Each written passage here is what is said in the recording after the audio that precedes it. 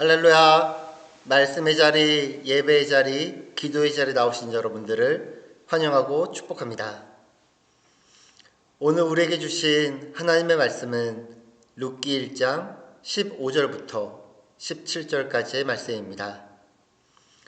룻기 1장 15절부터 17절까지의 말씀, 구약성경 400페이지에 있는데요. 다 같이 성경을 찾고 한 목소리로 함께 읽겠습니다.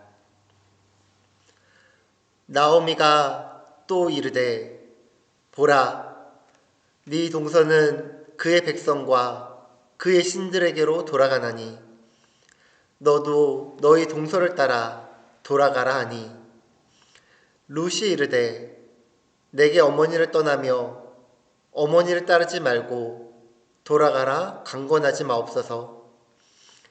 어머니께서 가시는 곳에 나도 가고 어머니께서 머무시는 곳에서 나도 머물겠나이다.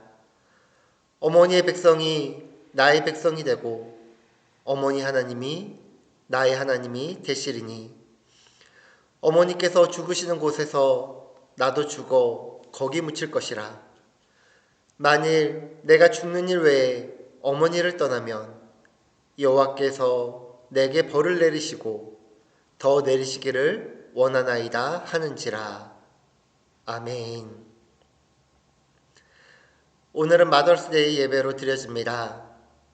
한국에 있을 때는 어버이 주일을 드렸는데 부모를 어머니와 아버지 따로 뭔가 한다고 하니 미국에 처음 왔을 때는 조금 어색하기도 하였는데요. 5년 차인 지금은 한국의 어버이날을 깜빡하며 마더스데이와 파더스데이에 조금 더 익숙해져 가는 것 같습니다. 인터넷에서 본 글인데요. 누가 처음에 쓴 거인지는 모르겠으나 의미가 괜찮은 것 같습니다. 5월 가정의 달을 맞이하여 가정, 패밀리를 생각하며 중요시하는데 이 패밀리가 Father and Mother, I love you의 약자라고 말하며 진정한 가정은 아빠, 엄마로부터 그리고 사랑으로부터 시작된다고 쓰여져 있었습니다. 그렇지요. 가정의 시작은 아빠와 엄마, 아버지와 어머니로부터 시작됩니다.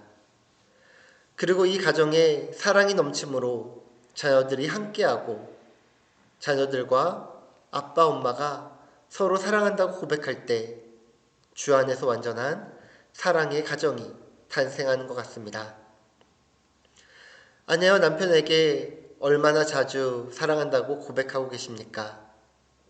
자녀들에게 얼마나 자주 사랑한다고 고백하고 계십니까?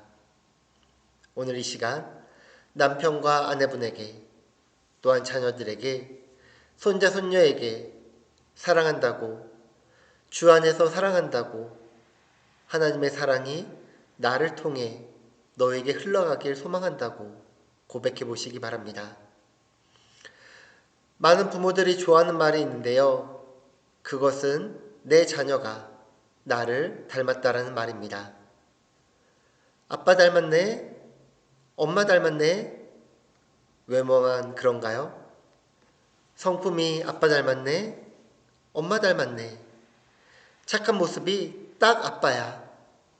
섬세한 모습이 딱 엄마야. 누구 닮아서 이렇게 공부를 잘하는지 누구를 닮았을까요? 내 자녀가 나를 닮았다면 나를 닮아 걱정이 되면서도 나를 닮아 행복해지는 것은 어쩔 수 없는 것 같습니다. 한국에서는 이번 주 어버이날로 많은 분들이 자녀들이 주는 선물들을 페이스북에 올리셨습니다. 자녀가 잘 크는 모습에 다들 행복한 모습이셨습니다. 우리 그리스도인들의 가정의 부모들도 선물을 받으면 기분이 좋을 것입니다. 그런데 이런 선물보다 사랑한다라는 고백이 더 기분이 좋아지는 것은 왜일까요? 어쩌면 이 사랑의 고백을 이렇게 보면 어떨까요? 어머니께서 가시는 곳에 나도 가고 어머니께서 머무시는 곳에 나도 머물겠나이다. 어머니의 백성이 나의 백성이 되고 어머님의 하나님이 나의 하나님이 되시리니. 어머니의 신앙을 통해 내가 하나님을 만났으니 하나님을 섬기며 하나님의 자녀가 되어 어머니와 함께 믿음 생활을 하고 어머니와 함께 예배를 드리며 어머니와 함께 찬양하고 기도하며 어머니와 함께 하나님을 섬기겠습니다. 어머니를 위해 늘 기도하겠습니다. 사랑합니다. 나의 어머니. 그런데 성경에 이러한 고백이 있습니다. 딸이었으면 더 좋았을 텐데 며느리의 고백입니다. 그러나 며느리의 고백이기에 더 큰 의미가 있는 것 같습니다. 이 고백을 한 며느리는 바로 룻입니다. 오늘 우리가 보고 있는 룻기의 이름에서 알 수 있듯이 이 룻기의 주인공은 바로 룻입니다. 룻기는 시아버지인 엘리멜렉이 가족들과 함께 베들레헴을 떠나 모압 땅으로 이주하면서 시작됩니다. 룻기의 배경은 사사시대입니다. 사사시대는 어떠한 시대였을까요? 사사시대의 특징을 한마디로 딱 표현해주는 말이 있는데요. 우리 순복음자유교회 성도님들의 절반은 왠지 바로 떠올릴 수 있을 것 같습니다. 사사기 21장 25절 말씀입니다. 그때 이스라엘 왕이 없으므로 사람이 각기 자기의 소견에 오른 대로 행하였더라. 구약의 파노라마 모션이 생각나시는지요? 자기 소견에, 생각에 옳은 대로 사는 사람들이었습니다. 자기 소견에, 생각에 옳은 대로 사는 시대였습니다. 이거 괜찮은 거 아닌가요? 우리도 지금 이 시대에 우리의 생각대로, 우리의 소견대로 살고 있잖아요. 그러나 이스라엘에는 왕이 없었다라고 표현하지만 우리의 진정한 왕은 하나님이시지요. 하나님의 뜻을 따라 살아야 하는데 하나님께 예배드리며 기도하면서 내 마음대로 살아가고 있지는 않습니까? 그렇다면 우리도 여전히 사사시대를 살아가고 있는지도 모르겠습니다. 엘리멜렉이 살던 베들레헴에 흉년이 들었습니다. 베들레헴은 히브리어로 베틀레헴입니다. 이 베틀레헴은 합성어인데요. 베트, 집이란 뜻이고요. 레헴, 빵과 음식이라는 뜻입니다. 이 두 단어가 만나 빵집, 음식집, 음식점이 될 수도 있다라는 베들레헴. 어쩌면 먹을 것이 넘쳐난다라는 지명을 가진 이 베들레헴에 지금 흉년이 들어서 빵이 없고 음식이 없다라는 것입니다. 빵과 음식의 베들레헴, 그러나 이곳에 음식이 없어 떠나야 한다라는 아이러니한 상황이 현재 일어나고 있음을 볼 수 있습니다.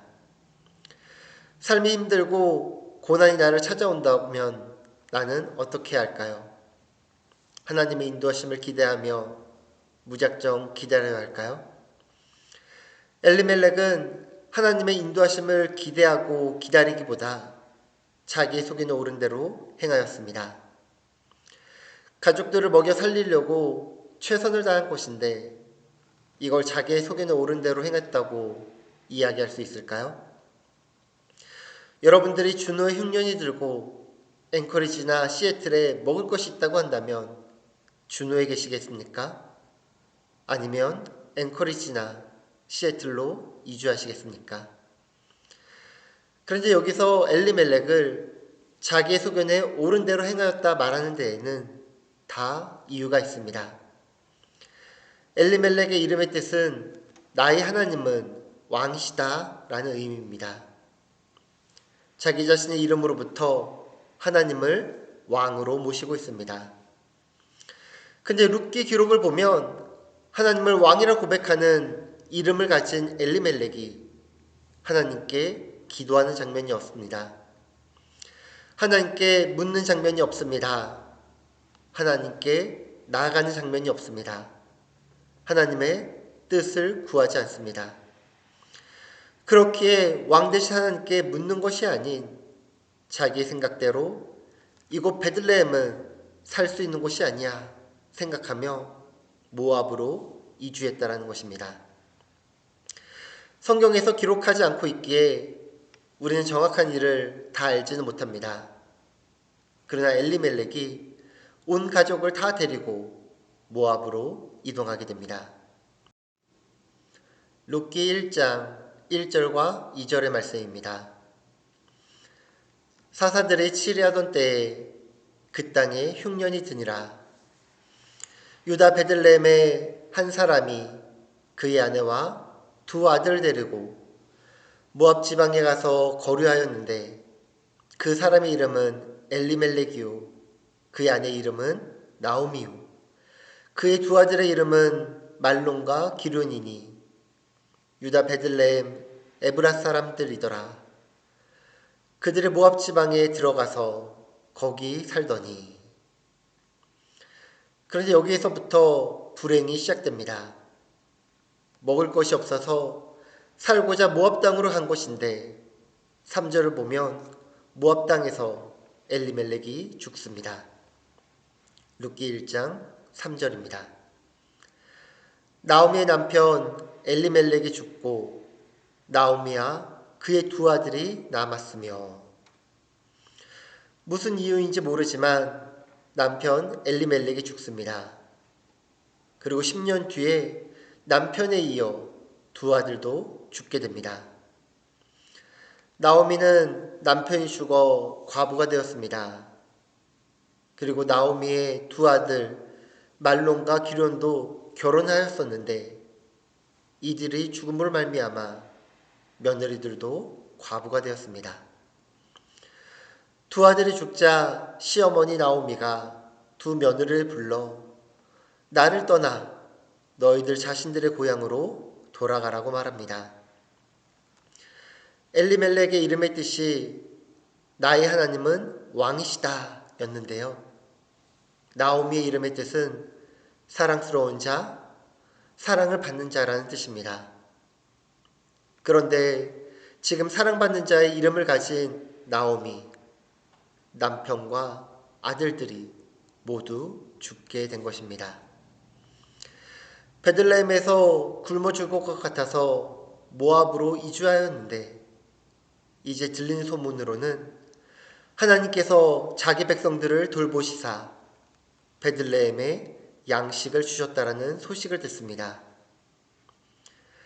그 여인이 모압 지방에서 여호와께서 자기 백성을 돌보시사 그들에게 양식을 주셨다함을 듣고 이에 두 며느리와 함께 일어나 모압 지방에서 돌아오려 하여.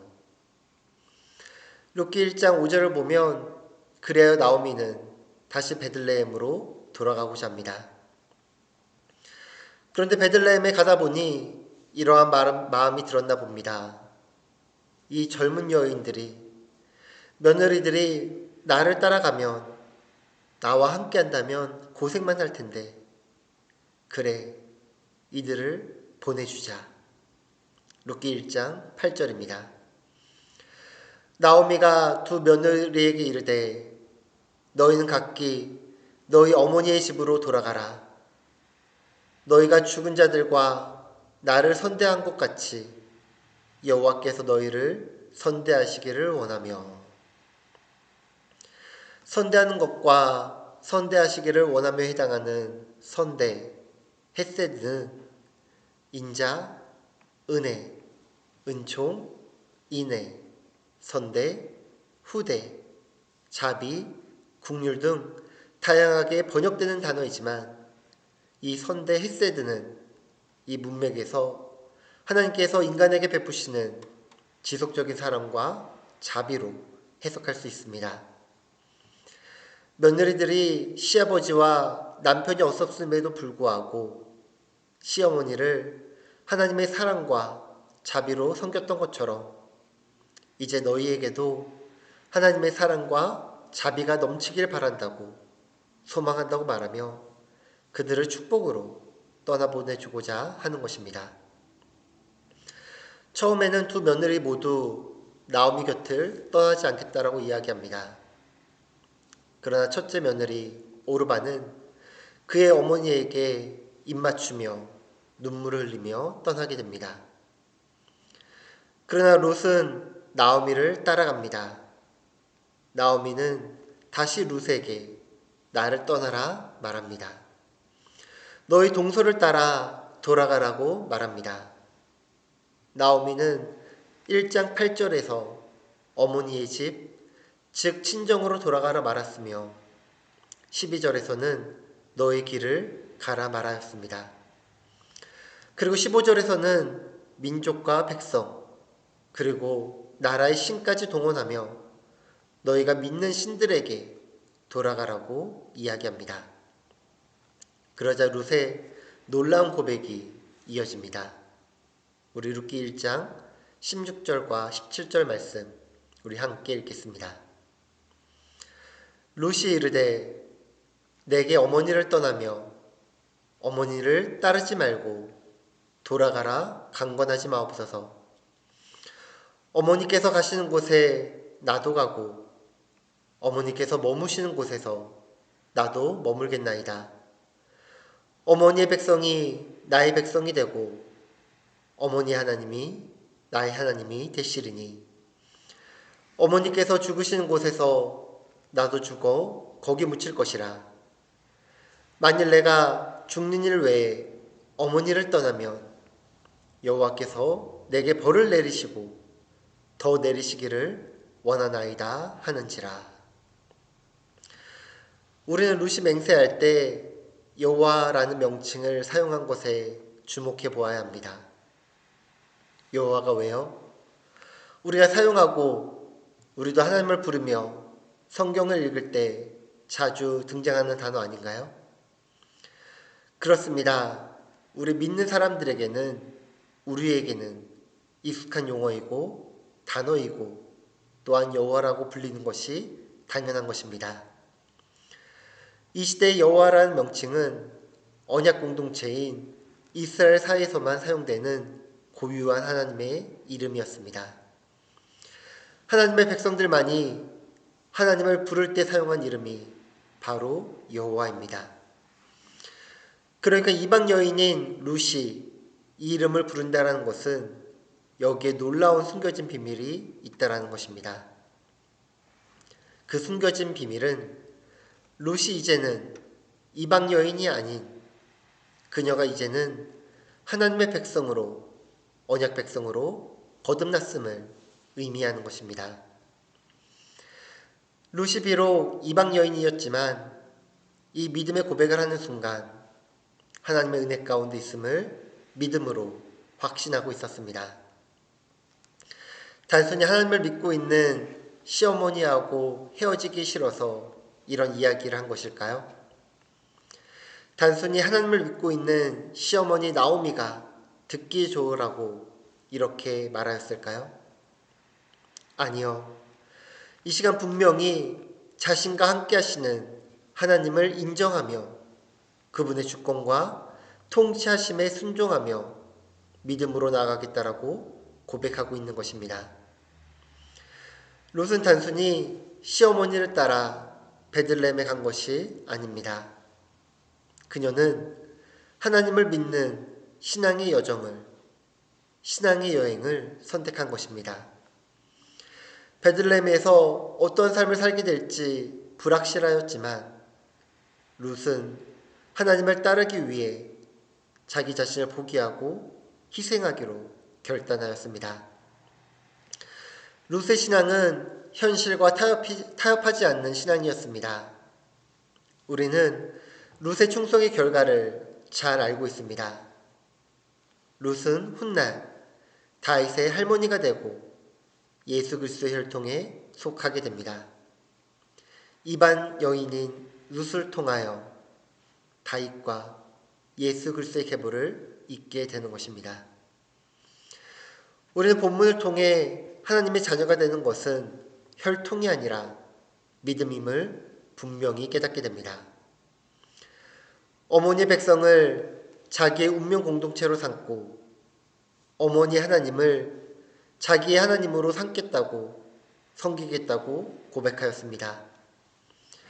죽음이 우리를 갈라놓기 전까지는 내가 결코 어머니를 떠나지 않겠다라고 여호와 이름을 걸고 맹세하였습니다.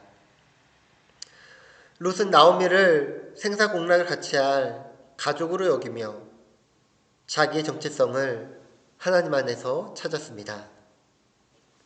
그리고 그 정체성이 있는 가정의 중심은 바로 하나님이십니다. 가정의 중심은 하나님이십니다. 우리가 말씀을 처음 시작하며 가정의 시작은 아빠, 엄마, 아버지, 어머니라고 했는데요. 그 가정을 시작하게 하시고 그 가정의 중심이 되시는 분은 바로 여호와 하나님이십니다. 바로 야훼 하나님이십니다. 그 누구도 어느 누구도 그 무엇도 어떤 그 무엇도 그 자리를 대신할 수 없는 것입니다. 하나님이 함께 하시는 가정, 하나님을 왕으로 모신 가정, 하나님의 주권과 역사하심을 따르는 가정, 세상의 가정과 다른 믿음의 복된 가정입니다. 오늘날 많은 가정에 부부 간의 갈등, 자녀와의 갈등, 고부 간의 갈등, 장모와 사위의 갈등이 있습니다. 상대를 알고 나면 알수록 실망스러운 점들이 자꾸 드러나게 되고 보이게 됩니다. 그리고 감정의 골이 더 깊어집니다. 그렇다고 안 보고 살 수도 없고 갈라선다고 문제가 해결될 것도 아닙니다. 룻의 선택은 오늘날 가족이 무엇으로 연결되어야 하는지를 보여주고 있습니다.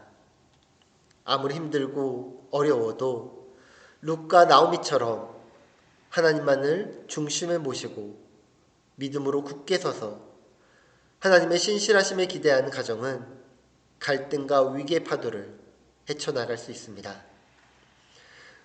여러분의 자녀들에게 무엇을 물려주고자 준비하고 계신가요? 집인가요? 자동차인가요? 주식이나 현금, 비트코인 같은 다른 무엇인가요?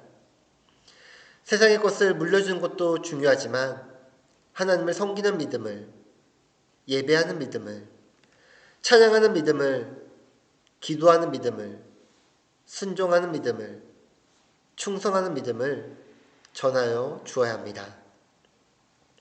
어린이날 무언가를 주고 싶고 어버이날, 마더스데이에, 파더스데이에 무언가를 받고자 하는 것이 있다면 믿음을 주시고 그들의 믿음으로 기뻐하시기 바랍니다. 신앙을 물려주시고 그들의 신앙으로 기뻐하시기 바랍니다. 지금은 괜찮겠지. 아직 어리니까. 믿음보다 집이나 자동차, 현재 살아갈 수 있는 것을 전해주는 것이 더 중요하지 않을까? 그러나 주님 오실 때 마지막 때가 얼마 남지 않았음을 기억하시기 바랍니다. 마태복음 24장 40절과 41절의 말씀 우리가 한 목소리로 같이 읽도록 하겠습니다. 그때 두 사람이 밭에 있음에 한 사람은 데려가고 한 사람은 버려둠을 당할 것이요 두 여자가 맷돌질을 하고 있는데 한 사람은 데려가고 한 사람은 버려둠을 당할 것이니라. 마지막 때에 한 사람은 버려둠을 당하고 남겨질지 모릅니다. 그 버려둠을 당하고 남겨지는 누군가가 내 남편일 수도, 내 아내일 수도, 내 자녀일 수도, 내 손자 손녀일 수도 있습니다. 오늘같이 좋은 날 좋은 이야기를 하며 은혜의 이야기로 축복하며 끝내면 좋겠는데 마지막 반전으로 너무나 무서운 이야기를 하는 것 같아 혹시 마음이 불편하십니까? 그렇다면 죄송합니다. 그럼에도 불구하고 이 불편한 이야기를, 이 불편한 말씀을 여러분들에게 전해야 하는 사명이 있습니다. 여러분들 혹시 이 말씀이 불편하다면 우리가 지금 이 시간 회개함으로 하나님 앞에 나아가야 합니다. 이 말씀이 불편하다면 지금 이 시간 우리는 일어나 가서 그들을 향하여 외쳐야 합니다. 하나님이 우리 가정의 왕이시다. 우리 가정은 하나님을 모신 믿음의 가정이다. 우리 가정은 하나님의 뜻을 따르고 하나님께 순종함으로 하나님께 쓰임받는 믿음의 가정이다. 마더스데이에, 파더스데이에 엄마 아빠한테 무언가를 줄 필요가 없다. 엄마 아빠를 기쁘게 하는 것은 너희가 엄마 아빠를 따라 믿은 하나님을 너희 하나님으로 섬기며 너희 하나님으로 예배하며 그 믿음을 따라 살아가는 것이다. 엄마 아빠가 너희에게 좋은 것을 물려주고자 노력하고 있단다. 열심히 벌고 준비하고 있단다. 그러나 가장 중요한 것, 가장 최고의 선물을 준비하였는데 그것이 바로 엄마 아빠가 믿고 있는 믿음의 유산이란다. 엄마 아빠가 믿고 있는 하나님의 신앙의 유산이란다. 너희가 이것을 잘 받고 섬기며 너희가 이 믿음의 유산을 또한 너희 자녀들에게 물려주면 좋겠구나. 하나님께서 우리 가정의 중심이 되시고 우리 가정의 왕이 되어주시고 우리 삶을 인도하여 주시사 하나님의 뜻을 따라 걸어가는 믿음을 소유하시고 오늘 이 믿음이 우리 가정을 지키는 하나님의 은혜가 되길 소망하며 축복합니다. 기도하겠습니다. 어머니께서 가시는 곳에 나도 가고 어머니께서 머무시는 곳에서 나도 머물겠나이다. 어머니의 백성이 나의 백성이 되고 어머니 하나님이 나의 하나님이 되시리니. 하나님 아버지, 이 고백은 단순히 어머니를 따라 살아가겠다라는 것이 아닌 어머니와 함께 하시는 하나님을 따라 살아가겠다라는 믿음의 고백임을 깨닫습니다. 하나님이 나의 왕 되시며 나의 삶의 주관자이심을 선포하는 믿음의 고백입니다. 우리가 이 시간 나 혼자만의 신앙으로 살아가는 것이 아닌 우리 가정의 중심에 하나님을 모시고 하나님을 섬기며 하나님께 예배하는 하나님의 거룩한 자녀로 살아가게 하옵소서. 5월은 가정의 달입니다. 어린이날이 있고 어버이날이 있으며 마더스데이와 곧 파더스데이도 있습니다. 이런 기념일을 맞이하여 무엇을 줄까, 무엇을 받을까 하는 생각보다 우리 가정의 신앙을 먼저 점검하게 하시고 우리 가정에 오직 하나님의 은혜와 사랑과 복음과 축복이 임하길 소망합니다. 그동안 지금은 괜찮겠지, 지금은 좀 놔둬도 괜찮겠지, 좀 더 크거나 철이 들면 그때 전하면 되지 않을까? 다 컸으니까 알아서 하겠지. 아니요. 이 시간 우리의 잘못을 깨닫게 하시고 이 시간 회개함으로 우리 가정을 돌아보게 하시며 하나님을 모신 믿음의 가정으로 주의 이름과 주의 복음이 우리 가정 가운데 온전히 선포되게 하여 주시옵소서. 우리 가정의 왕 되신 하나님께 일어나 가서 외치게 하시고 예배하게 하시고 기도하게 하시고 찬양하게 하시고 영광 돌리게 하시사 하나님을 사랑하는 하나님의 자녀로 예배자로 주님이 다시 오시는 그날까지 믿음의 명문 가정을 이뤄나갈 수 있도록 주의 은혜를 더하여 주옵소서. 예수님의 이름으로 기도합니다. 아멘.